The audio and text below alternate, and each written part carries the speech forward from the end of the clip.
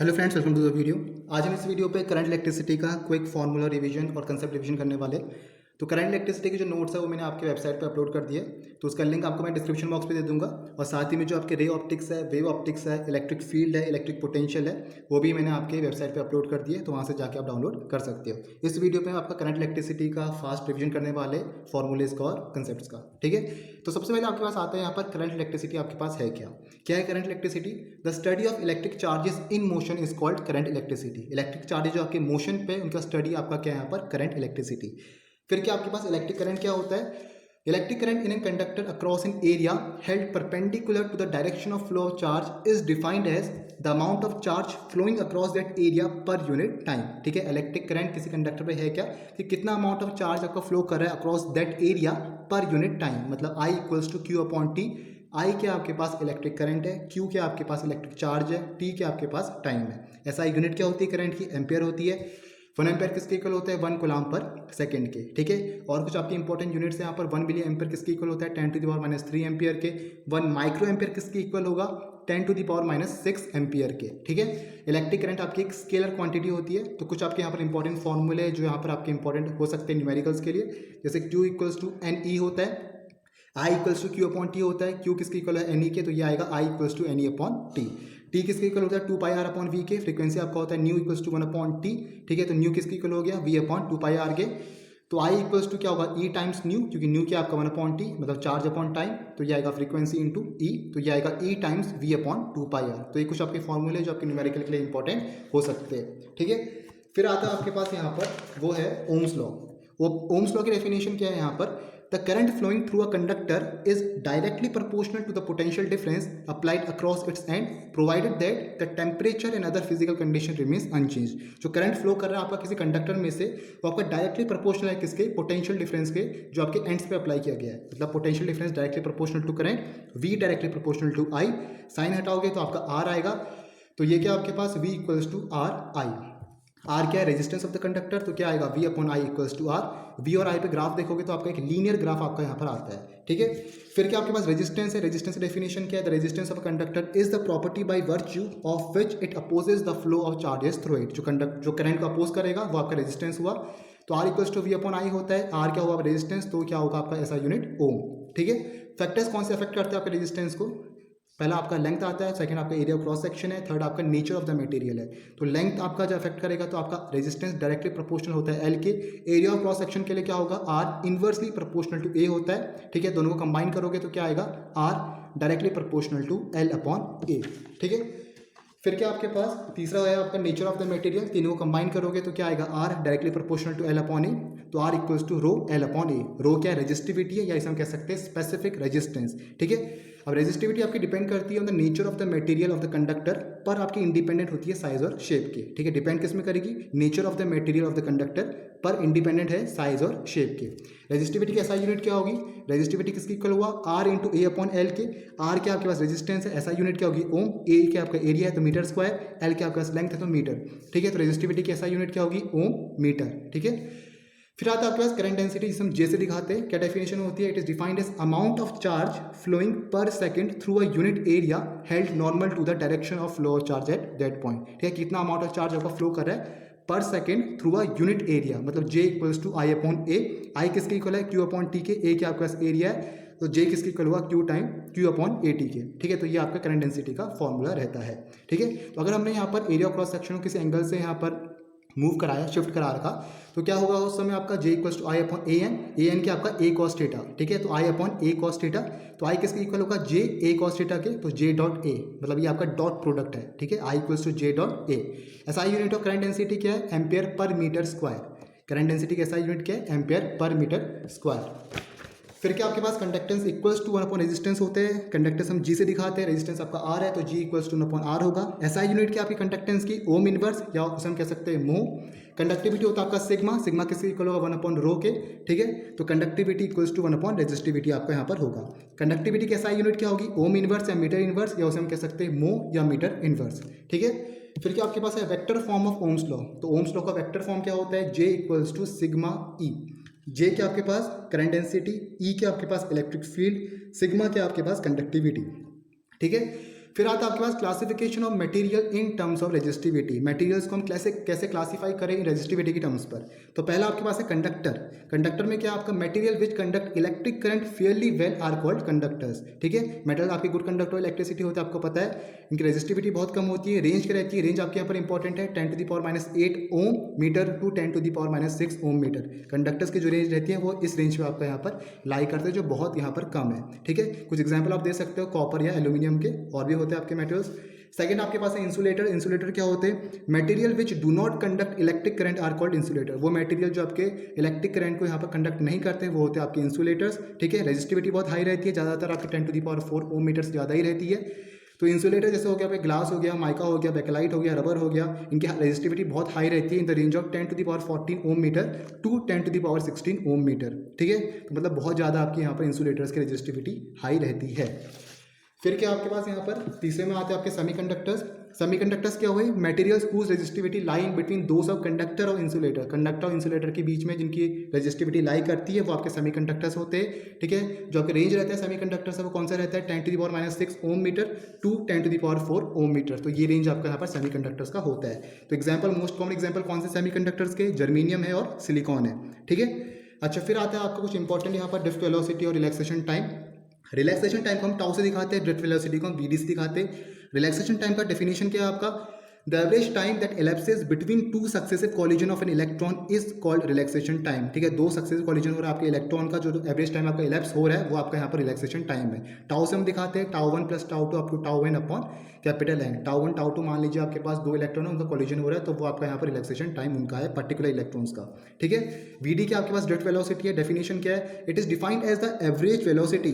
तो इसमें आपका एवरेज टाइम था, इसमें आपका एवरेज वेलोसिटी है, gained by the free electron of a conductor in the opposite direction of external applied electric field. इसमें आप देखो यहाँ पर आपकी इलेक्ट्रिक फील्ड यहाँ को जा रहा है, आपका जो इलेक्ट्रॉन्स आपके यहाँ पर मूव कर रहे हैं, तो यहाँ पर जो आपकी वेलोसिटी आ रही है अपोजिट डायरेक्शन पे वो आपका यहाँ पर ड्रिफ्ट वेलोसिटी है। तो वी डी = a टाउ होता है। ठीक है, ए आपका एक्सेलरेशन है, टाउ का रिलैक्सेशन टाइम है, तो क्या आएगा relation minus time E electric field tau upon M.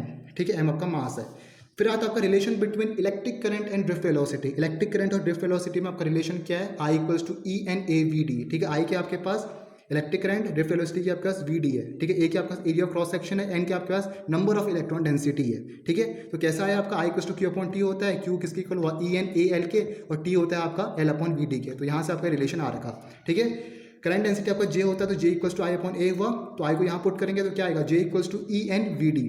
ठीक है, फिर क्या आपका deduction of Ohm's law, ohms law का डिडक्शन करेंगे तो V/I = R होता है, तो R किसके इक्वल होता है आपका ml/ne² टाउ A के। ठीक है, L आपका लेंथ ऑफ कंडक्टर है, M आपका मास है। ठीक है, टाउ आपका रिलैक्सेशन टाइम है, ए आपका एरिया ऑफ क्रॉस सेक्शन है। ठीक है, और एन आपका क्या है, नंबर ऑफ इलेक्ट्रॉन डेंसिटी है।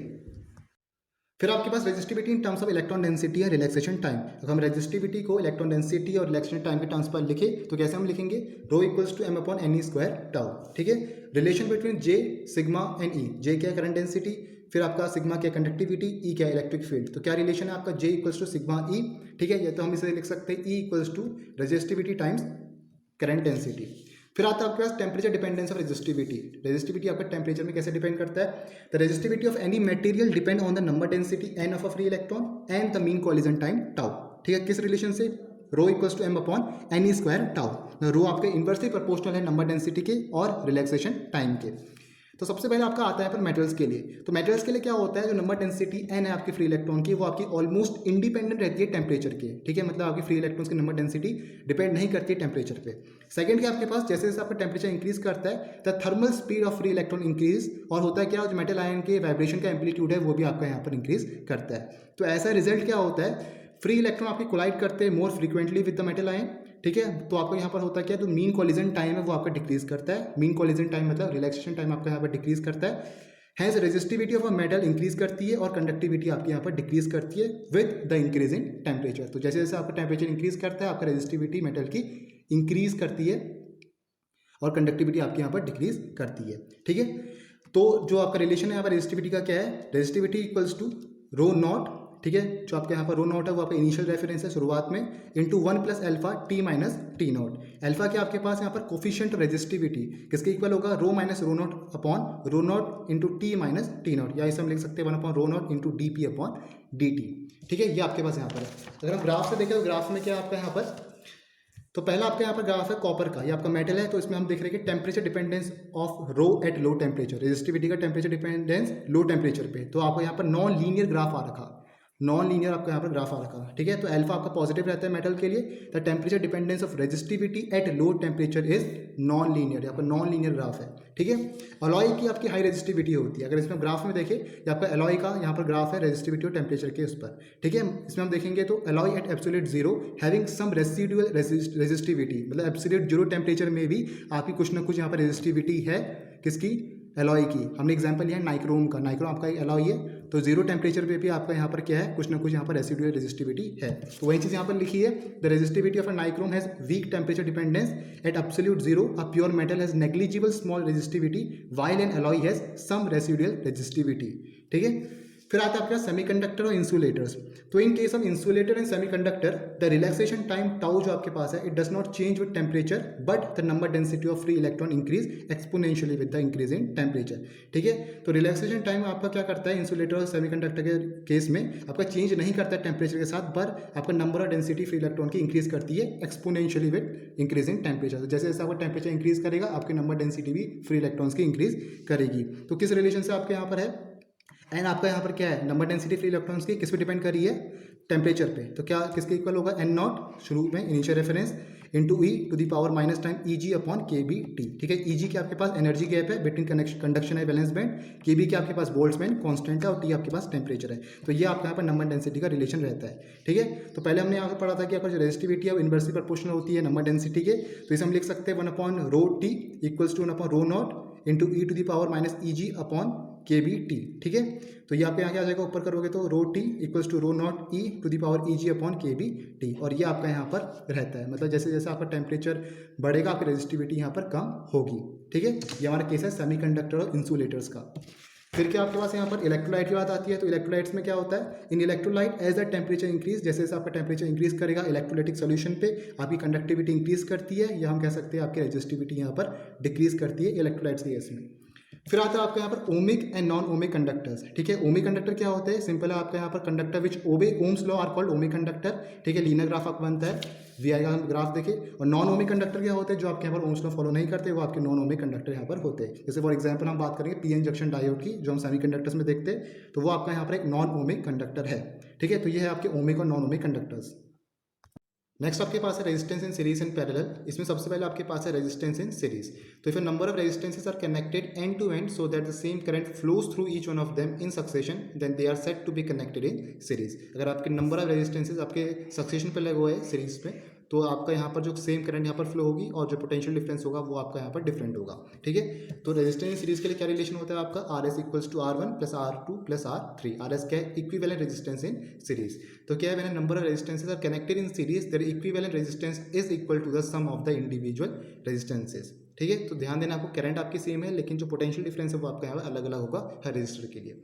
सेकंड आपके पास है रेजिस्टेंस इन पैरेलल, जब आपके पैरेलल पे लगे रेजिस्टेंस, ठीक है। तो if a number of resistances are connected in parallel between two common point so that each of them provide a separate path of current, then they are said to be connected in parallel. हमारे यहाँ पर resistor लगे R1 R2 R3 parallel पे, और हर एक आपकी जो current है वो डिफरेंट है, I1 I2 I3, लेकिन जो पोटेंशियल डिफरेंस है वो आपका यहाँ पर सेम रहता है पैरेलल पे। तो जो रिलेशन होगा क्या होगा, 1/R equivalent equals to 1/R1 plus 1/R2 plus 1/R3। तो क्या है आपका potential drop across each resistor is same, potential drop आपका सेम रहेगा।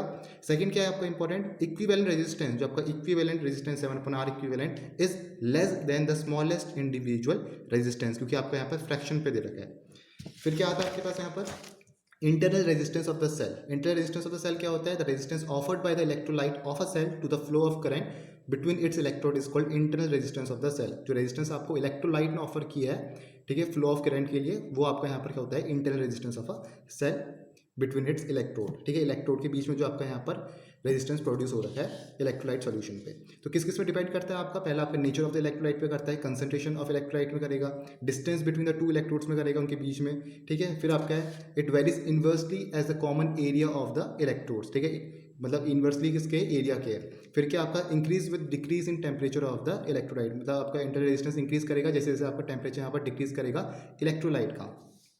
फिर क्या आपके पास रिलेशन बिटवीन आर ई और वी, आर के आपका इंटरनल रेजिस्टेंस, ई के आपका EMF, वी के आपका टर्मिनल पोटेंशियल डिफरेंस। तो किसके इक्वल होगा, वी इक्वल टू IR होता है, किसके इक्वल है EMF टाइम्स क्या है आपका ये आपका एक्सटर्नल रेजिस्टेंस है upon r plus small r, ठीक है। स्मॉल आर आपका है इंटरनल रेजिस्टेंस है। तो V equals to E M F minus V dash क्या आपके पास यहाँ पर, ये आपका पोटेंशियल डिफरेंस है या पोटेंशियल ड्रॉप है किसका, इंटरनल रेजिस्टेंस का, ठीक है। जो इंटरनल रेजिस्टेंस के अक्रॉस आपका यहाँ पर जो पोटेंशियल डिफरेंस है वो आपका यहाँ पर ये है वी डैश, ठीक है। तो ई माइनस वी डैश होगा तो किसके इक्वल होगा आपका आई आर के, तो ई माइनस आई आर आपका आ जाएगा। तो यहाँ से स्मॉल आर क्या आ गया, इंटर रेजिस्टेंस किसके इक्वल आ गया, ई माइनस वी अपॉन आई।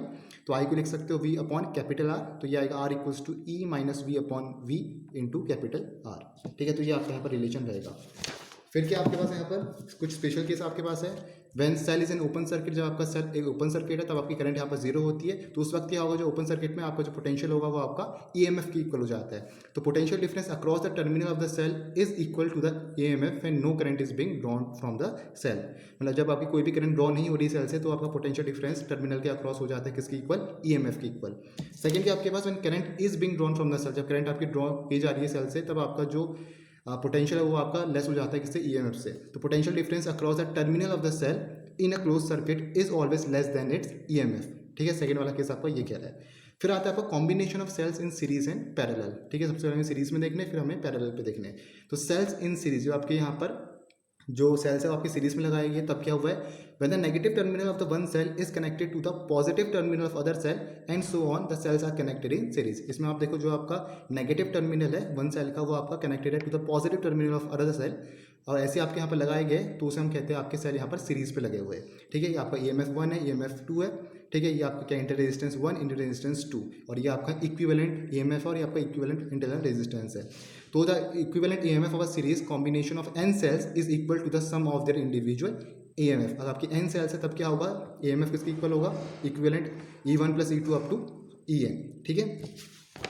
फिर क्या आपके पास, the equivalent internal resistance of a series combination of n cell is equal to the sum of their individual resistance. पीछे हमने देखा आपका इक्विवेलेंट EMF का, ये आपका इक्विवेलेंट इंटरनल रेजिस्टेंस किसके इक्वल होगा, R1 plus R2 plus R3 up to RN, ठीक है।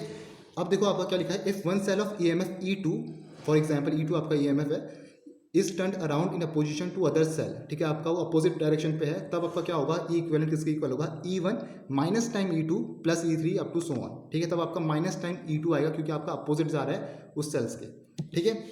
फिर आपका आता है सेल इन पैरेलल।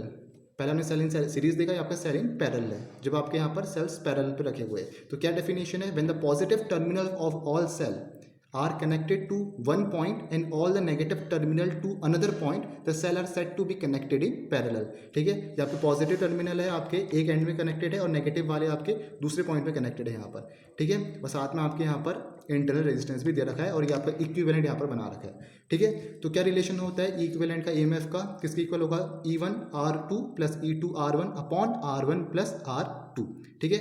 और जो इक्विवेलेंट इंटरनल रेजिस्टेंस का क्या रिलेशन होगा, किसके इक्वल है, R1 into R2 upon R1 plus R2, ठीक है। डिवाइड करोगे तो क्या आएगा, E equivalent upon R equivalent equals to E1 upon R1 plus E2 upon R2, ठीक है। इसको हम ऐसे भी लिख सकते हैं R इक्विवेलेंट को 1 upon R equivalent equals to 1 upon R1 plus 1 upon R2। तो ये आपके रिलेशन है जो आपके सेल्स पैरेलल पे लगे हुए हैं। अच्छा, फिर आता है आपके पास यहाँ पर condition for maximum current from a series combination of cell. जब आपके यहाँ पर सेल सीरीज में लगे तो आपके जो मैक्सिमम करंट की यहाँ पर कंडीशन क्या है, तो आई किसके इक्वल होगा, करंट किसके इक्वल होगा, आपका total EMF upon total resistance के, ठीक है। मान लीजिए आपके पास n सेल्स है तो क्या होगा, I equals to n time EMF upon capital R plus n time small r, ठीक है। जो आपका स्मॉल r इंटरनल रेजिस्टेंस है और r आपका बाहर वाला रेजिस्टेंस है, ठीक है। तो यहाँ पर आपको स्पेशल केस देखने, अगर आपका R यहाँ पर ग्रेटर है NR से, जो आपका इंटरनल रेजिस्टेंस से ग्रेटर है कैपिटल R, तो क्या होगा आपका I equals to NE upon R। उस समय हम NR को यहाँ पर नेग्लेक्ट करेंगे। जब आपका यहाँ पर एक्सटर्नल रेजिस्टेंस जो आपका R है वो स्मॉल है NR से, इंटरनल रेजिस्टेंस से, तब क्या होगा आपका I किसके इक्वल होगा, NE अपॉन NR के, तब आपका यहाँ पर कैपिटल R यहाँ पर नेग्लेक्ट होगा और उस वक्त आएगा आपका E1 अपॉन R। तो ये क्या है, current given by a single cell, ठीक है। तो क्या आपका when external resistance is much higher than the total internal resistance, जब आपका एक्सटर्नल रेजिस्टेंस बहुत ज़्यादा है than the total internal resistance, तब क्या हो रहा था, cells should be connected in series to get maximum current. तब आपका सेल्स को हमें सीरीज में लगाना है मैक्सिमम करंट लाने के लिए। फिर क्या आपका condition for maximum current from a parallel combination of cell, ऊपर आपका था सीरीज में, ये आपका पैरेलल पे। तो क्या रिलेशन है आपका, जब आपके पैरेलल पे लगे हैं cells, I equals to E upon R plus small r upon n, ठीक है। तो इसे हम लिख सकते हैं I equals to M time E M F upon M capital R plus small r. तो ये आपका यहाँ पर रिलेशन है मैक्सिमम करंट के लिए। तो इसके भी आपको यहाँ पर स्पेशल केस होंगे, जब आपका आर बहुत स्मॉल है आर अपॉन एम से, तब क्या आएगा आपका I equals to M times E M F upon small r, मतलब M times the current due to a single cell. ये अपॉन आर आपका करंट है due to a single cell. जब आपका आर मच ग्रेटर है R upon M से, तब क्या होगा I equals to E upon R the current given by a single cell. ठीक है, जब आपकी करंट दी गई है एक सिंगल सेल से। तो क्या लिखा है आपका, when external resistance is much smaller, when external resistance is much smaller than the total internal resistance, तब आपका सेल पैरेलल पे कनेक्ट होनी चाहिए to get the maximum current. ठीक है, फिर आता है आपके पास यहाँ पर हीटिंग इफेक्ट ऑफ करंट।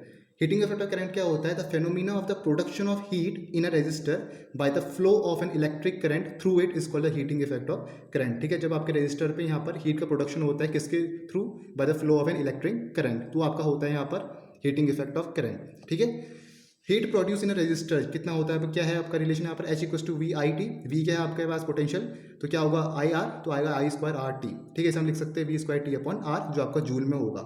ठीक है, फिर क्या आपके पास कुछ आपके यहाँ पर इंपॉर्टेंट पॉइंट्स है। Heat produce is directly proportional to the square of the current, heat produce is directly proportional to the square of the current. Second क्या आपके पास directly proportional to the resistance R. फिर क्या directly proportional to the time for which the current flow through the resistor. ठीक है, तो ये भी आपको यहाँ पर रिलेशन पता होना चाहिए। फिर आता है आपके पास इलेक्ट्रिक पावर, जिसे हम पी से दिखाते हैं, किसके इक्वल होता है डब्ल्यू अपॉन टी के। ठीक है, पी किसके इक्वल होगा, फिर वी इंटू आई के, वी होता है आपका आई आर, तो ये आएगा आपका आई स्क्वायर आर। ठीक है, इसको हम लिख सकते हैं वी स्क्वायर अपॉन आर करके भी।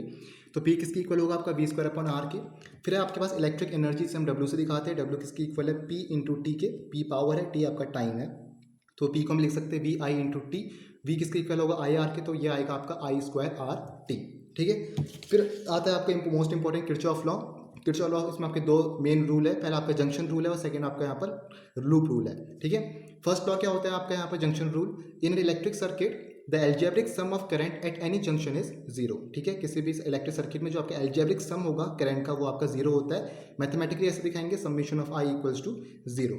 यहाँ से हम कह सकते हैं the sum of current entering a junction is equal to the sum of current leaving that junction. ये आपके पास सर्किट है। ठीक है, sum of current entering a junction, जब आपके यहाँ पर करंट एंटर कर रहा है जंक्शन पे, जैसे आई वन और आई टू आपके यहाँ पर एंटर कर रहा है, इनका सम किसके इक्वल होगा, the sum of current leaving that junction, जो आपके लीव कर रहा है आई थ्री और आई फोर आपके यहाँ पर करंट लीव कर रहे हैं जंक्शन से, तो उनके सम के आपके इक्वल यहाँ पर होता है। ठीक है, साइन कन्वेंशन इंपॉर्टेंट है, क्या है, current flowing towards the junction are taken as positive. जो आपके यहाँ पर करंट फ्लो कर रहे हैं जैसे आई वन और आई टू आपके यहाँ पर टुवर्ड्स द जंक्शन पे आपका यहाँ पर मूव कर रहा है, तो इसे हम पॉजिटिव लेंगे।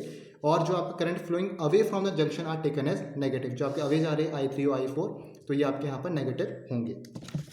फिर क्या आपके पास सेकंड लॉ लूप रूल क्या है, around any closed loop of a network the algebraic sum of changes in potential, जो आपका डेल वी है, मस्ट बी जीरो। ठीक है, किसी भी क्लोज्ड लूप में सर्किट में जो आपका यहाँ पर एल्जेब्रिक सम होगा चेंजेस इन पोटेंशियल का, वो आपका यहाँ पर जीरो होगा, मतलब समीशन डेल वी किसके इक्वल होगा, जीरो के। ठीक है, या इसे हम कह सकते हैं the algebraic sum of the EMF in any loop, जो आपका एल्जेब्रिक सम है ईएमएफ का किसी लूप में, is equal to the sum of the product of current and resistance in it. वो किसके इक्वल होगा, किसके सम के इक्वल है, product of current and resistance in it, मतलब summation E equals to summation I into R. तो यह है आपका लूप रूल। ठीक है, साइन कन्वेंशन इंपॉर्टेंट है, इसमें क्या है आपका, we can take any direction, आप क्लॉकवाइज जा सकते हो, एंटी क्लॉकवाइज जा सकते हो। सेकंड है the EMF of a cell is taken as positive if the direction of travel is from its negative to the positive terminal. ठीक है, अगर हम मान लीजिए जा रहे हैं यहाँ पर क्लॉकवाइज में जा रहे हैं, तो आपका यहाँ पर नेगेटिव टू पॉजिटिव टर्मिनल पे जो क्या होगा आपका ईएमएफ प्लस ही होगा। ठीक है, the EMF of a cell is taken as negative if the direction of travel is from its positive to negative terminal. अगर हम पॉजिटिव से नेगेटिव टर्मिनल जा रहे हैं, ऐसे में जा रहे हैं अगर हम, तो आपको जो ईएमएफ होगा वो आपका नेगेटिव होगा। ठीक है, तो इसका भी आपको यहाँ पर ध्यान रखना है। फोर्थ क्या आपके पास यहाँ पर जो आई आर प्रोडक्ट है, जो करंट और रेजिस्टेंस का प्रोडक्ट है, is taken as positive if the resistor is in the same direction of assumed current. जो आपका आई आर प्रोडक्ट है, ठीक है, V equals to plus I R जो आपका प्रोडक्ट है, ये आपको पॉजिटिव कब होगा, जब आपका रजिस्टर किस में होगा, सेम डायरेक्शन पे होगा एज्यूम्ड करंट के। मान लीजिए आप करंट यहाँ पर जा रही है प्लस से माइनस, ठीक है, ऐसे आपकी जा रही है, तब आपका अगर सेम डायरेक्शन पे, तब आपका आई आर जो प्रोडक्ट होगा पॉजिटिव होगा। और जो आपका आई आर प्रोडक्ट है वो नेगेटिव कब होगा, in the register if the resistor is in opposite direction of assume current, अगर आपका रजिस्टर अपोजिट डायरेक्शन में लगा है एज्यूम करंट के, ठीक है, जब आपका रजिस्टर अपोजिट डायरेक्शन पे एज्यूम करंट के, तब आपका यहाँ पर जो IR प्रोडक्ट है वो आपका नेगेटिव होगा, ठीक है। तो दो आपके मेन यहाँ पर रूल है, पहला जंक्शन रूल है, सेकंड आपका लूप रूल है। जंक्शन रूल क्या कहता है, आपका समीशन वाई 0 की इक्वल होगा, और लूप रूल क्या आपका मैथमेटिकली समीशन जो आपका EMF है किसके इक्वल होगा, समीशन I इंटू आर उनके सम के प्रोडक्ट के, ठीक है। फिर क्या आपके पास यहाँ पर पोटेंशियोमीटर वर्किंग डिवाइस है, इंपॉर्टेंट है। A potentiometer is a device used to measure an unknown EMF और पोटेंशियल डिफरेंस, ठीक है। पोटेंशियोमीटर करता है क्या, ये आपका अननोन EMF को यहाँ पर कैलकुलेट करता है, या हम कह सकते हैं पोटेंशियल डिफरेंस को यहाँ पर कैलकुलेट करता है या फाइंड करता है, ठीक है। तो हमारे पास एक सेटअप यहाँ पर, हमारे पास वायर है 3 से 4 मीटर की, बैटरी हमारे पास यहाँ पर की है, ये रियोस्टेट है, हमने यहाँ पर आपका पोटेंशियल डिफरेंस लगा रखा है, जो आपका पोटेंशियल लगाया है इससे कनेक्ट हमारा जॉकी है, ठीक है। इसे हम यहाँ पर मूव कराएंगे जिससे हमारा नल डिफ्लेक्शन यहाँ पर आता है, ठीक है। फिर क्या हमारे पास यहाँ पर प्रिंसिपल क्या है, the basic principle of a potentiometer is that when a constant current flows through a wire of uniform cross sectional area and composition, the potential drop across any length is of the wire is directly proportional to that length, मतलब V directly proportional to L, ठीक है। क्या है basic principle, जब हम कोई constant current यहाँ पर फ्लो कराते हैं किसी वायर से जिसका यूनिफॉर्म क्रॉस सेक्शनल एरिया मान लेते हैं A है, तो जो पोटेंशियल ड्रॉप होता है across any length of the wire वो किसके इक्वल डायरेक्टली प्रोपोर्शनल होता है, लेंथ के, ठीक है। तो V इक्वल टू IR होता है आपका, R किसके इक्वल होगा, रो L अपॉन A, तो I into rho L upon A, I rho upon A क्या आपका कांस्टेंट है तो के हो जाएगा, V equals to K into L, तो ये आएगा V directly proportional to L, ठीक है। ग्राफ देखेंगे तो आपका लीनियर ग्राफ आता है V और L के बीच में। फिर होता है आपका पोटेंशियल ग्रेडियंट, के से हम दिखाते हैं इसको, के किसके इक्वल होगा, V अपॉन एल के, V होता है आपका पोटेंशियल ड्रॉप, एल है आपका लेंथ, ठीक है। ऐसा यूनिट क्या होती है आपकी, वोल्ट पर मीटर, ठीक है। फिर क्या आपके पास यहाँ पर comparison of EMF of two primary cell, अगर दो प्राइमरी सेल का हमें EMF यहाँ पर कंपेयर करना है तो हमारे पास सेटअप यहाँ पर है, EMF E1 और E2 में लगा रखे, रेजिस्टेंस बॉक्स से कनेक्टेड है, और उससे आपका यहाँ पर जॉकी कनेक्टेड है जिसे हम मूव करा रहे हैं नल डिफ्लेक्शन लाने के लिए, ठीक है। तो E1 मान लीजिए किसकी इक्वल है, KL1 के, बैलेंसिंग लेंथ L1 है, इसमें मान लेते हैं दूसरा जो आपका सेल है उसमें आपकी बैलेंसिंग लेंथ आ रही है L2, ठीक है। तो E2 upon E1 equals to L2 upon L1 होगा। अगर हमें E2 फाइंड करना है तो E1 को हम यहाँ भेजेंगे, E1 फाइंड करना है तो इसको हम पूरा यहाँ पर भेजेंगे, तो ऐसे हम यहाँ पर कंपेयर कर सकते हैं दो प्राइमरी सेल के EMF को, ठीक है। फिर आता है आपके पास यहाँ पर internal resistance of a primary cell by a potentiometer, ठीक है। हमें इंटरनल रेजिस्टेंस यहाँ पर फाइंड करना है, तो हमारे पास सेटअप है यहाँ पोटेंशियोमीटर का, रेजिस्टेंस बॉक्स से मैंने कनेक्ट किया यहाँ पर की को, ठीक है। और यहाँ पर हमारा ये क्या टर्मिनल है, ठीक है। तो ये हमारे यहाँ पर क्या गैल्वेनोमीटर कनेक्ट हो रखा है, इससे हमारे जॉकी यहाँ पर कनेक्ट हो रखा है, ठीक है। तो हमें यहाँ पर बैलेंसिंग लेंथ निकालना है, तो मान लेते हैं हमारा EMF इक्वल्स टू KL1 पहला वाला जो बैलेंसिंग लेंथ है, दूसरा हमारा क्या आ रहा है टर्मिनल पोटेंशियल डिफरेंस में K इक्वल्स टू L2 हमारे यहाँ पर बैलेंसिंग लेंथ है, तो दोनों को डिवाइड करेंगे तो क्या आएगा, E upon V equals to L1 upon L2, ठीक है। और जो इंटरनल रेजिस्टेंस का रिलेशन आता है किसके इक्वल होता है, R equals to capital R into L1 minus L2 upon L2, तो ये आपका यहाँ पर इंटरनल रेजिस्टेंस का रिलेशन रहता है। फिर आपके पास है व्हीटस्टोन ब्रिज। व्हीटस्टोन ब्रिज क्या होता है, it is arrangement of 4 resistances used to determine one of these resistances quickly and accurately in terms of the remaining 3 resistances. आपको 4 रेजिस्टेंस आपको दिए होंगे, 3 आपको बताए होंगे यहाँ पर, ठीक है, एक आपको यहाँ पर बताना है, ठीक है। ये आपका पूरा सेटअप है, यहाँ पर PQRS आपके वहाँ रजिस्टर लगे हुए हैं, ठीक है। तो ये जो आपकी जो करंट की डायरेक्शन बताई गई है आपकी किरचॉफ लॉ से बताई गई है, I1 आपके यहाँ पर जा रहा है, I2 आपको यहाँ पर जा रहा है, ये आपके यहाँ पर गैल्वेनोमीटर करंट है IG वाली। तो जैसे आपके यहाँ पर इस डायरेक्शन इधर को जाएगा Q पे, तो Q पे क्या आपका कौन सी करंट दौड़ रही है, I1 माइनस IG वाली, ठीक है। और I2 और IG आपकी इस डायरेक्शन में जा रही है, तो आपकी ऐड हो जाएंगे I2 प्लस IG, तो पूरा आपके यहाँ पर किरचॉफ लॉ से करंट का पूरा बनाया गया है, ठीक है। तो P upon Q equals to R upon S होता है। मान लीजिए हमारे पास S एक अननोन रेजिस्टेंस है, तो ये हम कैसे निकालेंगे, S equals to QP into R करके, तो ऐसे करके हम यहाँ पर व्हीटस्टोन ब्रिज निकाल सकते हैं। इसका आपका प्रूफ भी इंपॉर्टेंट है व्हीटस्टोन ब्रिज का। फिर आता है आपके पास मीटर ब्रिज। मीटर ब्रिज क्या है, ये आपका एप्लीकेशन ही है एक व्हीटस्टोन ब्रिज का, application of Wheatstone bridge that is used to measure an unknown resistance. ये भी आपका एक अननोन रेजिस्टेंस ही मेजर करता है, ठीक है। ये आपके पास एप्लीकेशन है व्हीटस्टोन ब्रिज का। प्रिंसिपल क्या आपका व्हीटस्टोन ब्रिज में ही काम करता है क्योंकि उसका ही एप्लीकेशन है, P upon Q equals to R upon S वाला। तो ये पूरा आपका सेटअप रहता है, आपके 2 L शेप के यहाँ पर कॉपर वायर रॉड लगे हैं, ठीक है। यहाँ आपका रेजिस्टेंस बॉक्स एक आप मान लीजिए आपका रेजिस्टेंस R यहाँ पर है, S आपका एक अननोन रेजिस्टेंस S है यहाँ पर, ठीक है। P आपका यहाँ पर है और आपका एक Q यहाँ पर रेजिस्टेंस है, ठीक है। तो ये आपके यहाँ पर लगे हुए हैं। तो P अपॉन Q किसकी इक्वल होगा, resistance of AB upon resistance of BC। तो रेजिस्टेंस ऑफ AB कौन सा आपका ये वाला, ठीक है, ये आपका किसके इक्वल होगा, सबमिशन आपका ये सिग्मा L के अपॉन रेजिस्टेंस ऑफ BC किसके इक्वल है आपका सिग्मा 100 माइनस L के, ठीक है। ये आपकी क्या है यहाँ पर लेंथ है, मान लेते हैं हमारी 100 सेंटीमीटर लेंथ है, और आपका यहाँ पर L पे क्या आ रखा है, यहाँ पर बैलेंसिंग लेंथ आपकी L आ रखी है। तो ये तो आपका L हो गया इतना, जो आपका यहाँ पर AB है ये तो आपका L हो गया, ठीक है। और बाकी नीचे क्या आपका 100 माइनस L, ठीक है। आपका ये सिग्मा 100 माइनस एल हो गया, तो सिग्मा से सिग्मा कैंसिल हो गया, एल अपॉन 100 माइनस एल हो गया। ठीक है, तो जो आपका आर अपॉन एस है, पी अपॉन क्यू किसके इक्वल था, आर अपॉन एस के, तो आर अपॉन एस किसके इक्वल होगा, एल अपॉन 100 माइनस एल के। तो यहाँ से आप एस मान लीजिए हमारे अननोन रेजिस्टेंस है एस। ठीक है, तो यहाँ से हम उसे निकाल सकते हैं, एस किसके इक्वल होगा, R into 100 minus L upon L के। ठीक है, तो ऐसे हम यहाँ पर अननोन रेजिस्टेंस निकाल सकते हैं मीटर बेस से भी। अगर हमें यहाँ पर रेजिस्टिविटी को डिटरमाइन करना है, तो रेजिस्टिविटी हम कैसे डिटरमाइन करेंगे, rho equals to S into A upon L dash करके। तो एस इंटू एरिया आपका क्या है, pi R square upon L dash. तो ऐसे आप यहाँ पर रेजिस्टिविटी को भी डिटरमाइन कर सकते हो। ठीक है, तो ये था आपका पूरा मीटर ब्रिज का। तो ये पूरा आपका रिवीजन है करंट इलेक्ट्रिसिटी का। बाकी जो नोट्स है आप वेबसाइट से डाउनलोड कर सकते हो, उसका लिंक आपको मैं डिस्क्रिप्शन बॉक्स में दे दूंगा। Thank you for watching the video.